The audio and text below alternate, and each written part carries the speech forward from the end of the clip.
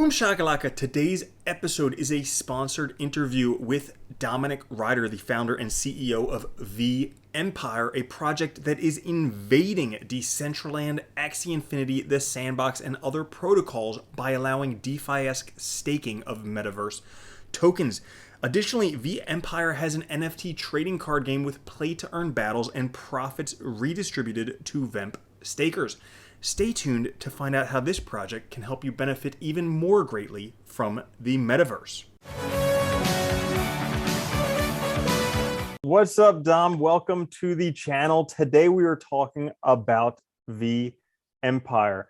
Now, I'm excited because when we were talking before this, you mentioned how pretty much every project nowadays is a hyper deflationary meme coin, and vEMPIRE is doing something different. So tell us, what is vEMPIRE and what is the vision? Yeah, great to be here. I guess the main where vEMPIRE was born out of was just the frustration with just every protocol. It's either a fork, but we've improved this bit slightly. We're a food-based swap. We're a meme coin, daddy, baby, mummy. Just so frustrating and so boring as well. There's nothing really that's been coming out. I mean, obviously, you do have, I am stereotyping here, but we all see the predominant amount of bullshit tokens that come out nowadays. So I wanted to create something that was truly unique with vEMPIRE, and also something that sort of fought back against all of this, bullshit that's coming into the cryptoverse at the moment.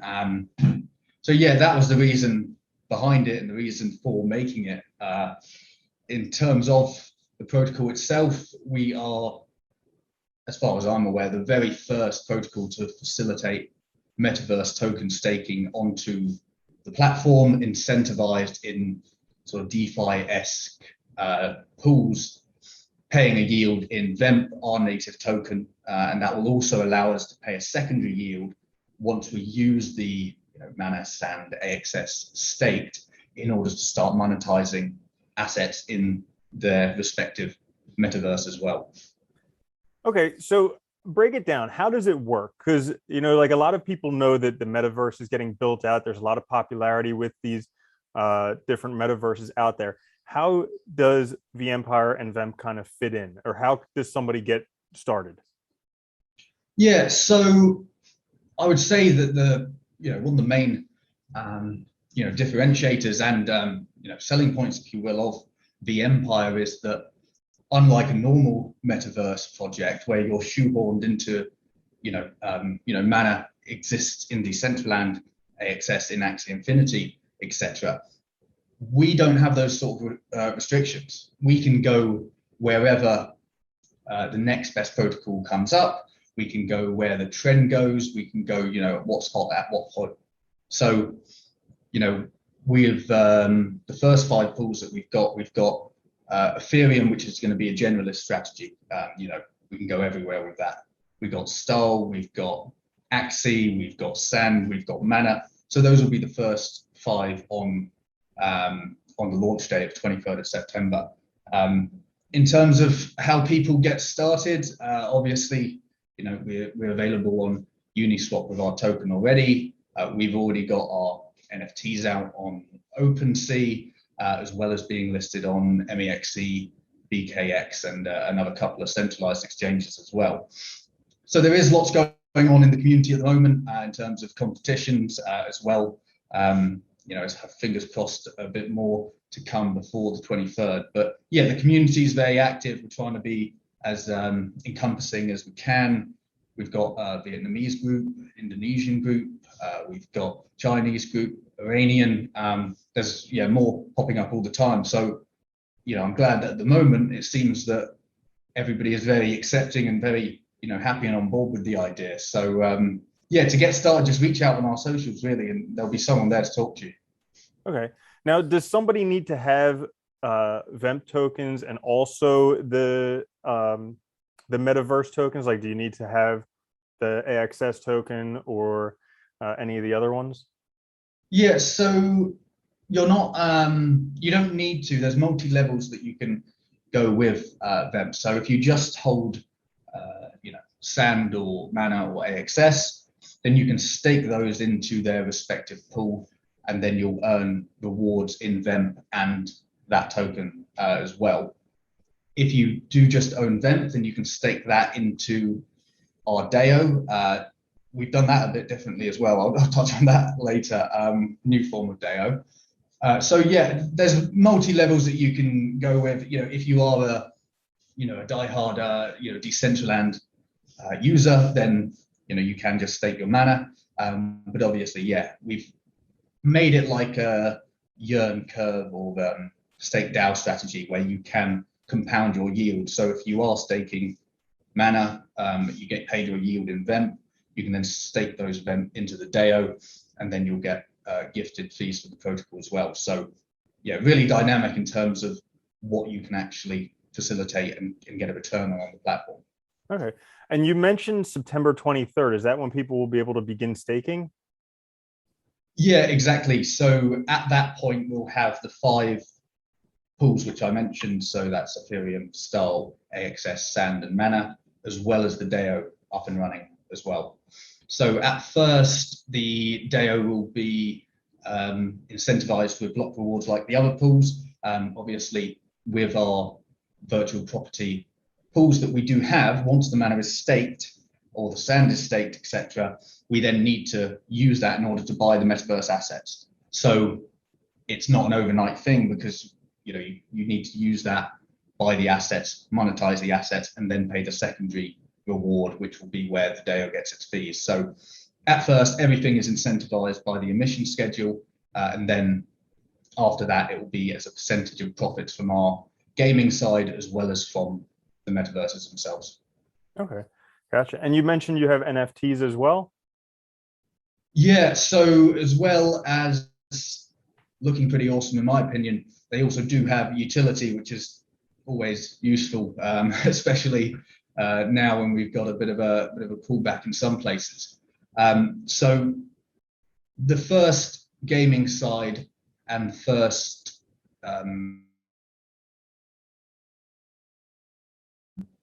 the trading cards on OpenSea will boost the hand that you play with. So anybody can enter the game, the arena, as we call it, but owning the respective NFTs of your trading card will give you a certain boost. So the game is won on strength on the board. So commons will give you +1, rares +2, etc.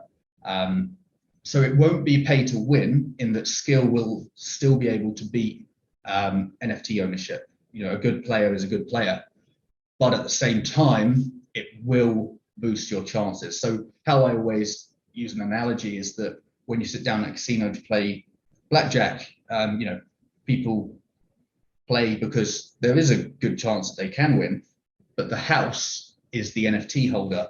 They've got a slight advantage. So over the long term, they will probably do better, but they can still be beaten. Very cool. Very cool. So I'm curious, since you're building up a project in the metaverse incorporating NFTs, what do you see happening in the metaverse? Like what does the future of that look like to you?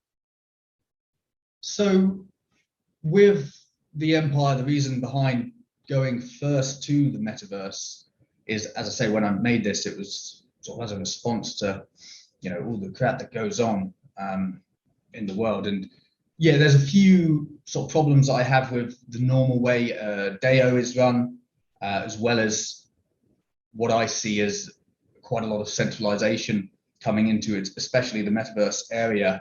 It is very niche at the moment in terms of VCs and investors. So that was the reason why I chose the metaverse as where we set up a base, also because you can have a virtual physical presence, if you know what I mean.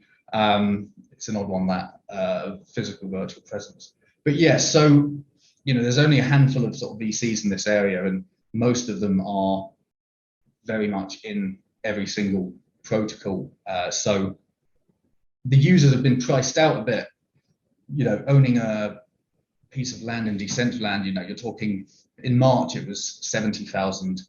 I haven't seen any data recently which has been broader, but yeah, it's not the most affordable thing as it was now. And people who as they do, people aped in at the beginning. So you've got this land that was purchased for, what now seems like peanuts, which is still, in the hands of the original owners. And a lot of the problems that you have as well, and Decentraland have said this themselves, is that people aren't building on the land. They just own it.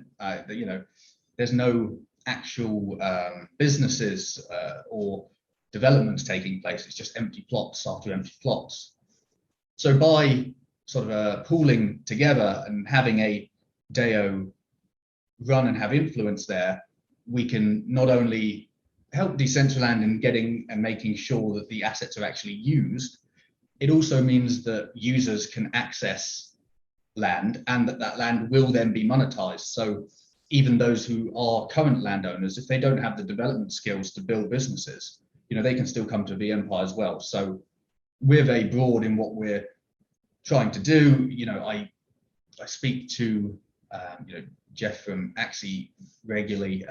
He's retweeted us on a few occasions. I've spoken to Decentraland's events and marketing as well. So they're fully aware of our intentions. It's not like we're literally invading them without any prior notice. So as I see it, vEMPIRE is good for the metaverse, and it's also good for its users.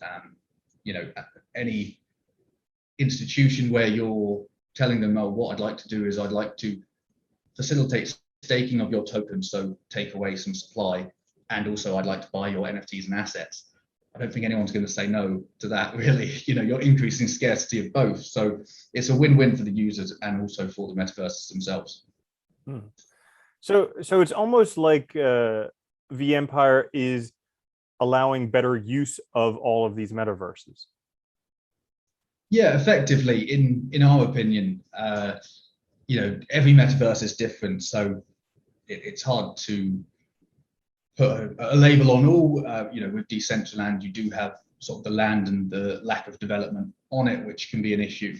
Axie Infinity obviously is play to earn. It's very, very different from Decentraland. SANDBOX is similar in aspects to Minecraft. So it's hard to shoehorn strategies, but essentially what we're trying to do is bring power back to the users wherever we go. Axie, for example, it doesn't have any of the same problems, in my opinion, that I highlighted with VCs in that space in sort of SANDBOX and Mana. But yeah, so there's very different strategies that we can use for both. We'll have to use the assets and scholars to play to earn in Axie, for example, where with Decentraland, we'll have to buy and monetize for people to, buy from the businesses, or, at the moment there's like casinos, for example. We could do chariot racing, gladiator fights. That's the thing at the moment is I see a bit of a lack of creativity in certain metaverses. The whole fact it's virtual means that you can do and build whatever you want, but the current ideas are just all stuff that we can do now, in our physical world. So I think there should be more, which is why vEMPIRE has started at sort of Iron Age in our terminology and in our fight. There's so much room for growth in vEMPIRE as well. We can rise through the ages and we can reflect that in land. The opportunities and the vision that I have for the metaverse and for vEMPIRE's presence within it is just huge. We can do whatever we want. We're only limited by our own imagination in the metaverse. So, by building like a Vegas, we got that here. So just, think of something new. It doesn't seem to have the same creative aspect, because in my opinion, people are thinking, so what makes money currently in the real world? Let's do that virtually. When really you should be thinking, of a new idea. Everyone's seen a casino before. There's stuff that was around in the past which can be brought to the present, and vice versa. Concepts that we don't currently, we're not able to physically do, but we still have visions for how the future looks. You can build those there. So think I've gone on a bit of a ramble now, but I get carried away. But yeah, my vision for what can be done is huge, and I think that we're severely handicapping ourselves if we're just sticking to building what can be done already in the virtual world. Mm-hmm. Are there advantages to getting into vEMPIRE early, aside from potentially appreciation of the token? Yes, so you've got obviously staking into the pools as an incentivized strategy. You will get a higher yield the earlier you are, because there's going to be less dilution. Alongside that, you're buying in at the point where you still need to develop the underlying assets within the portfolios. So it's all about increasing your exposure, increasing your yield. As well as that, we've set up in the white paper, there's multiple incentives which help our early users in terms of rank. We've got auxiliary officers, generals, etc. Alongside that, I'm always thinking about how to reward our early users. They're always the foundation of any project. For example, our NFTs first listed at 0.1 Ethereum, the second at 0.15. By the time I listed the third and the token had launched, the community had brought the floor up to 0.9. So, I didn't want to undercut them. So the next were at 1 Ethereum. But, I wanted to make sure that we were, not giving them away. But there's early users now who have, the original set of NFTs for 0.1 Ethereum. They're already selling for, over, 4 up to 10 times. So that will continue. We are still very early, even though those are the very earliest. I don't see selling and listing these NFTs at ridiculous prices as a priority. And eventually all of the ongoing percentage will go to the DAO anyway. So I'm always trying to make sure that the early supporters are looked after, because they're always the foundation. It's the make or break, getting the community interactive as well. Cool. So anything else that people should know about vEMPIRE? Yeah, I mean, so much. I just want to, allow people into my brain to see it. But I think one thing we haven't touched on is the new form of DAO that we've launched. So ours is a DDAO, which is a democratic, decentralized, autonomous organization. Again, seeing DAOs function not just in the metaverse, but in any protocol, is done in the same way that you see it done currently, which is by whoever has the most shares in a business has the higher voting rights. I didn't want to do it that way because, in my opinion, it has been and will continue to be abused. Why should founders and developers be able to instantly wipe hundreds and hundreds of community members' votes out just because they decided to get involved themselves? So with us, obviously, one of the things you need to bear in mind is you can't just do any wallet gets a vote, because as we all know, there are bad parties who function and like to target protocols just for fun. So there is a set monetary minimum, but above that, whether you've got 100,000 or 100 million tokens, it's one vote per wallet. This makes sure that the founders can't overrule the community, developers can't, DCs can't. I'm trying to make it as fair gameplay as possible, because some other DAO examples, I don't think I'll name them, but there's some where you need this is in the metaverse, you need 0.5% of the total supply in order to vote and get rewards, which comes to millions, and that's just a vote or set proposal. So in my opinion, that's just pricing so many people out. And there's this fallacy that good ideas only come from people who have enough money. It's like you look at football players, soccer for those who aren't in England, and everyone comes from all backgrounds, all walks of life in soccer and football. But for some reason, it seems that we don't apply that same logic to any other place. We seem to think that, any walk of life doesn't have the same opinion or can't be, the best in ability of anything. And we put it down to all of these other reasons and we blame it on stuff. But in reality, everyone from any walk of life has a great idea.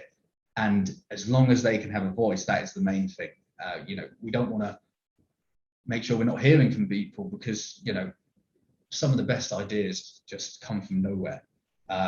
Just literal curveballs at any point. So want to make sure that literally everybody can have a say, even though we have a set minimum that we need to protect against, bots.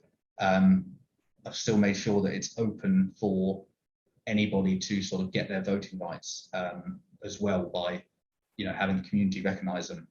So yeah, now I'm getting sort of all equality on you. But yeah, I think it's really important to hear as many people's voices as possible. Mm-hmm. I'm curious, is it, I guess, something to say that this project could be the next AXIE Infinity Decentraland sandbox, or is it not even a competitor at all? It just kind of tries to optimize all of them. I would love, it is difficult, like you say, because this is a brand new concept. I feel that we can be bigger than all of those, and that's not to say that that's not against anything of those metaverses. I love them all. That's why I got into this space. I believe that we can be bigger, mostly because we are dynamic. We can facilitate and go wherever the market wants to. At present, the reason why we started on Ethereum is obviously, all of the metaverses currently at ERC20, so we couldn't really start anywhere else, even if we wanted to. But we're going to bridge to Polygon. They're also, their head of Asia is one of our investors, as well as that will bridge to BSC. But at present, yeah, everything is on Ethereum, so we had to start there. But we can be as dynamic as the market is, as far and wide as the metaverse grows, we can facilitate. So I think that we can be a significant presence and larger than any or all of those. And that's not, again, that's not just because you think you can be bigger than someone, it doesn't mean that makes those any less. It's just that we can interact with them all. vEMPIRE will be in every single metaverse. The DAO will decide what comes onto the platform. So anything that we want, we can have a presence. So that is unlike all metaverses because everyone is stuck where they are. They can't go and visit.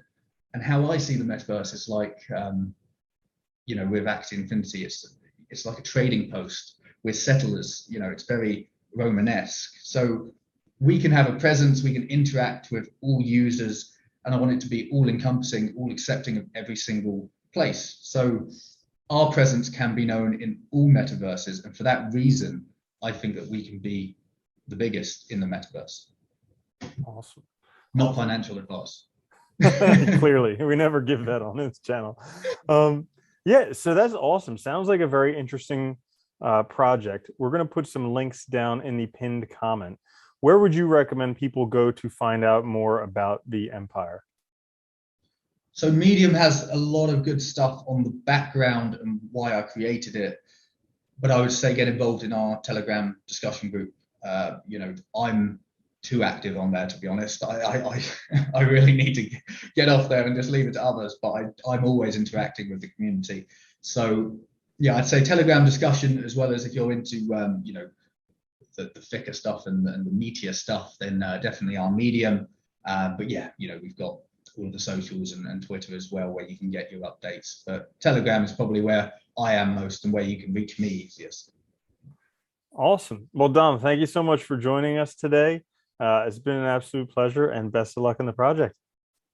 Thanks so much. Yeah, fingers crossed, but I hope to see all of you on the platform. Awesome. Peace.